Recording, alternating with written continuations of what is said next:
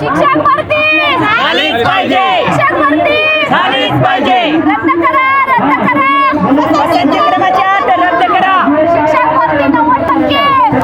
आधीच्या कायद्यानुसार झालीच पाहिजे. मित्रांनो, आज आझाद मैदान येथे शिक्षक भरती आणि शिक्षकांच्या हक्काच्या विविध मागण्यांचं आज शिवयुनिटी फाउंडेशनच्या माध्यमातून हे आंदोलन झालेलं आहे असं आपण डिक्लेअर करत आहोत. कारण आज आम्ही दादा भूषणची भेट घेतलेली आहे. दादा भूषणच्या भेटीमध्ये आमचे जे कोर कमिटी मेंबर होते, सोबत सामान्य अभियोग्यताधारक सुद्धा आंदोलनामध्ये सहभागी झाले होते. सर्वप्रथम त्या सर्वांचे मनापासून आभार. कारण नोकरी जरी 2,10,000 38,000 उमेदवारांना हवी असली तरी मैदानात उतरताना तुटपुंजीच माणसं उतरतात. त्यात विषय जर मुंबईचा असेल तर तो खूप हार्ड आहे आणि हार्ड आहे, पण इथंच निकाल आहे हेही लक्षात घ्या. आज कोर कमिटीच्या माध्यमातून आम्ही दादा भुसेंची भेट घेतलेली आहे. माझ्यासोबत आहेत बेलेकर सर, जे शिवयुनिटी फाउंडेशनचे सचिव आहेत आणि मेंटरशिपच्या माध्यमातून तुम्हाला भेटत असतातच.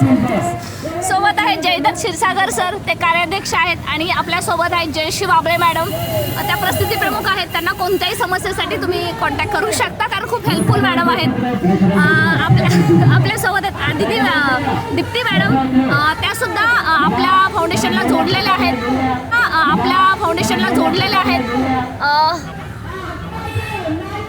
संतोष मुंडे. बघा, आता आम्ही हे सगळे आलेलो आहोत. गेली आता आमची जास्त भेट झाली आणि आम्ही पुन्हा एकदा आझाद मैदानात आलेलो आहोत. मित्रांनो, दादा भुसेंची जेव्हा मी भेट घेतली तेव्हा त्यांना एकच विचारलं की वर्ष झालेलं आहे, शिक्षक भरतीला मुहूर्त कधी येणार आहे. तेव्हा आजच्या भेटीमध्ये दादा भुसेंसोबत सचिव सुद्धा होते. सोबत सचिव ज्यांना आपण बोलूया, आबासाहेब कवळे सर, तुषार महाजन सर होते, माखणे सर होते, काळे सर होते आणि भुसे साहेब होते. म्हणजे दुग्ध शर्करा योग आज सगळे एकाच ठिकाणी भेटल्यामुळे आम्हाला बऱ्यापैकी प्रश्नांची उत्तरं जिथल्या तिथं मी आलेली आहेत. आता त्यांनी काय सांगितलं त्यापेक्षा जी आमची जुगलबंदी झाली दादा भुसेंसोबत, त्याच्यासोबत आम्ही म्हणून बसून बैठक तुमच्यासोबत पोहोचवत आहोत. आता प्रथमतः मुद्दा होता की कोकण पॅटर्न असेल किंवा 90% पदभरती आहे RT नुसार झाली पाहिजे. याच्या संदर्भात त्यांनी सांगितलं की कोकण पॅटर्न कोकणसाठी अजून निर्णय झालेला नाही आहे, पण जेव्हा घेऊ तेव्हा पूर्ण महाराष्ट्रासाठी घेतला जाईल. नेक्स्ट अशी गोष्ट आहे की 1ली ते 8वीसाठी RT असताना 9वी 10वीसाठी का लावला जातो हा जेव्हा प्रश्न विचारला तेव्हा त्यांनी सांगितलं की 9वी 10वीला आम्ही 3 विषय शिक्षक देतो, जे विज्ञान, मॅथ्स आणि दुसरा एखादा कुठलाही असतो. परंतु त्यांचा आमचा असाच मुद्दा होता की इंग्रजीचा शिक्षक मॅथ्स शिकवू शकत नाही, माझं इंग्लिश आहे, मी मॅथ्स शिकवू शकत नाही, असे मुद्दे असताना त्यांनी जे काही उत्तरं दिली आणि त्याच्यानंतर जी एंट्री झालेली होती ती बेलेकर सरांची. सर बोला. Thank you madam. जसं मॅडमनी सांगितलं की मैदानात उतरण्यासाठी ठराविक पैलवानच उतरतात, कारण हिंद केसरी हा एकच काढला जातो. आणि या सगळ्यांचं प्रतिनिधित्व म्हणून आम्ही शिवयुनिटी फाउंडेशन माध्यमातून सगळे आपले जे मेंबर्स आहेत आणि सामान्य अभियोग्यताधारक यांच्या वतीने मॅडमने सांगितल्याप्रमाणे आम्ही दादासाहेब भुसे साहेबांची भेट घेतली. पण त्यांच्या भेटीमध्ये काही मुद्दे त्यांनी समाधानकारक उत्तरं दिले, तर काही मुद्दे सरळ उडवून लावल्यासारखा प्रकार झाला. आणि त्याच्यामध्ये मला थोड्या काळासाठी असं वाटत होते की आपलं तू मैमे होते की काय, पण ते मंत्री म्हणून आम्ही त्यांचा आदर राखला आणि त्यांनीही काही प्रश्नांची उत्तरं त्यांच्या पदाला साजेशी अशा पद्धतीने दिली. त्याच्यामध्ये प्रामुख्याने एक मुद्दा उचलण्यात आला होता, सर्व खाजगी अनुदानित आणि अंशतः अनुदानित या सगळ्या शाळांच्या वरती जी शिक्षक भरती होणार आहे ती पवित्र पोर्टल 2025च्या माध्यमातून करण्यात यावी आणि तशा पद्धतीचे एक परिपत्रक किंवा GR अशा संस्थांना काढण्यात यावं. तर त्याच्यावरती तो मुद्दा त्यांनी सिरियसली घेतला.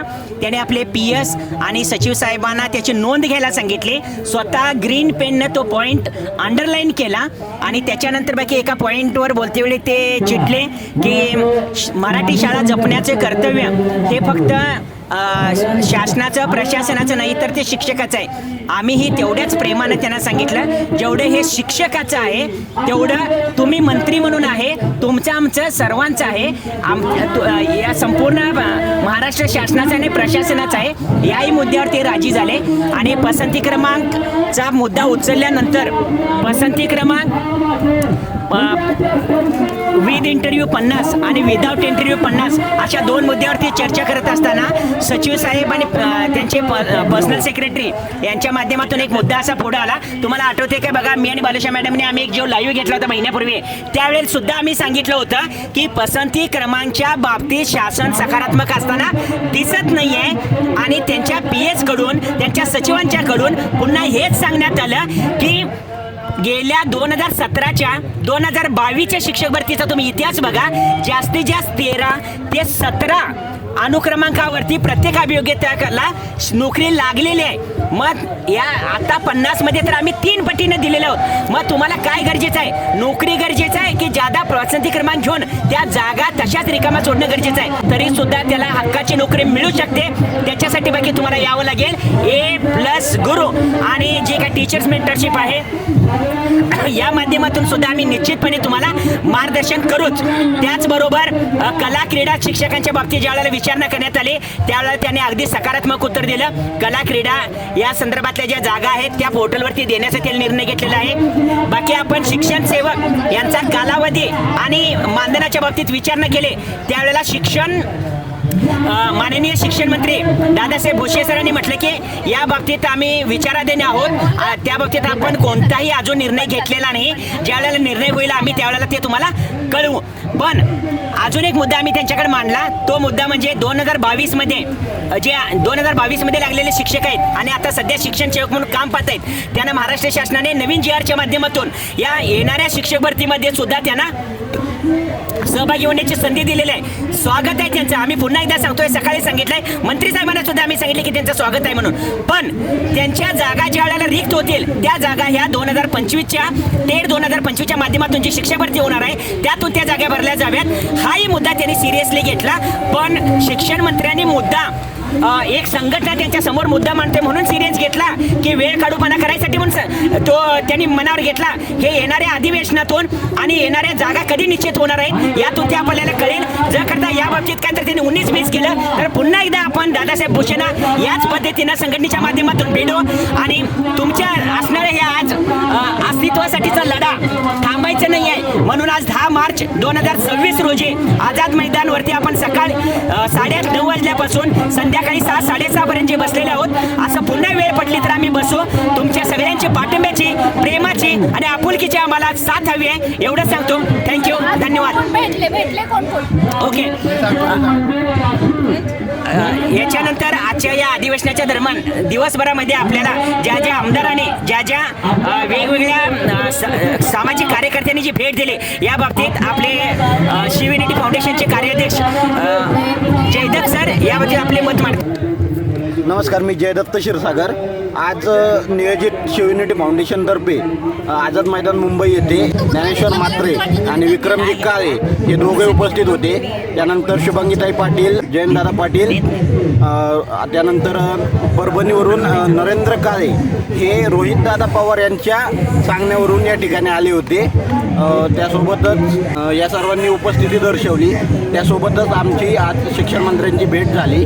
त्याबद्दल आता संभाजी ब्रिगेडियर आणि त्याबद्दलच आत्ता तुम्हाला बेलेकर सरांनी सांगितलं आहे. त्यासोबतच संभाजी ब्रिगेड संघटनेने आत्ता पाठिंबा दर्शवला.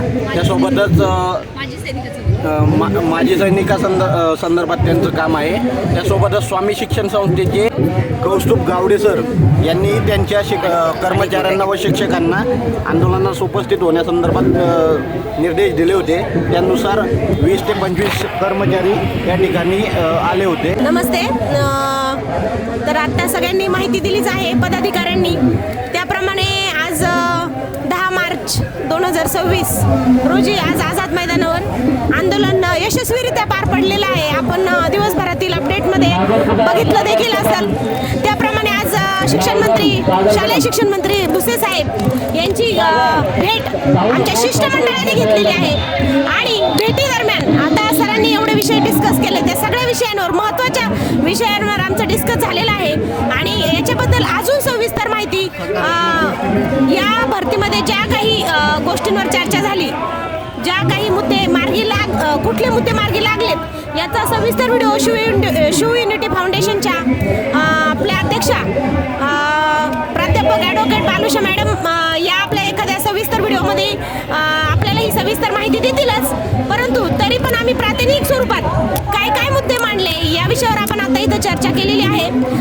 त्यामध्ये त्यांनी बेलेकर सर आणि जयदत्त सर क्षीरसागर यांनी जे जे विषय घेतले ते विषय सांगितले आणि मी पण गेले होते शिष्टमंडळासोबत. तेव्हा मी आपल्या शिक्षण सेवकांच्या मानधनाविषयीचा प्रश्न भुसे साहेबांना विचारला, तर त्यांनी मानधनाबाबत सध्या कुठलाही प्रस्ताव, वाढीव प्रस्ताव शासनाच्या विचाराधीन नाही किंवा शासनाच्या दरबारी नाही असं सांगितलं आणि IAS मानधन लागू राहील अशी चर्चा केलेली आहे. तसेच आता मागे बैठकीमध्ये निर्णय झाला, कोकण विभागातील ज्या जिल्हा परिषदच्या शाळा आहेत तर त्यांच्यासाठी संच मान्यता किंवा पटसंख्याची अट शिथिल करण्यात आलेली आहे. त्याप्रमाणे आम्ही त्यांना विनंती केली भुसे साहेबांना की तुम्ही नुसत्या कोकण भागामध्ये आदिवासी भाग नसून, कोकण भागमध्ये डोंगराळ भाग नसून सगळ्या महाराष्ट्रात आहे.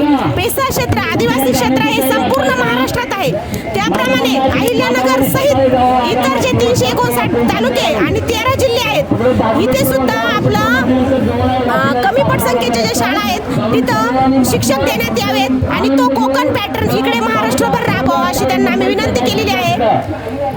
बाकी तर आज अशा प्रकारे आम्ही आंदोलनात सहभागी झालो आणि या आंदोलनात सहकार्य केलेल्या सगळ्या माझ्या अभियोग्यताधारक बंधू भगिनींचे आणि जे मंत्री वर्ग आले त्यांचे सगळ्यांचे मी आभार मानते आणि त्यांना खूप खूप धन्यवाद देते.